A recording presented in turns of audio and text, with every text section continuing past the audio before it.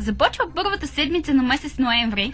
А кои са предстоящите спортни събития? Днес ще научите от нас Георги Гаджев. И Зуница Георгиева. След паузата от 14 дни, Шампионската лига отново е тук.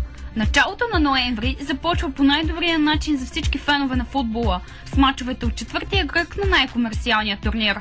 Във вторник вечер българският първенец Лудогорец ще гостува на Базел на Санкт Якоб в търсене на втора победа срещу швейцарския Грант. Другото дерби в група Б е между Реал Мадрид и Ливърпул. В сряда интерес предизвиква сблъсъкът между Байерн и Рома, като вълците ще търсят реванш за срамното си поражение с 1-7 на Олимпико. На 6 ноември Марек Юнион Ивкони открива участието си в Шампионската лига по волейбол.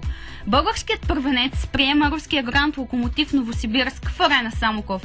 Освен мачовете на дупничани, феновете очакват с нетърпение и изявите на Цветан Соколов и Николай Пенчев. Четвъртък са и срещите от баскетболната Евролига, както и тези от Лига Европа. В петък и събота ще се изиграят мачовете от родните първенства по волейбол и баскетбол.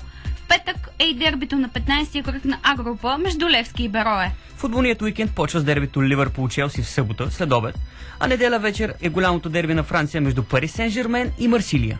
В края на седмицата се закрива сезонът в световния шампионат по мотоциклетизъм, а битката между най-добрите байкари ще бъде в Валенсия. Превютата се записват предварително и е възможно да има промяна в спортните събития и срещи. Следете актуална информация за всички предстоящи спортни прояви на sportvox.net.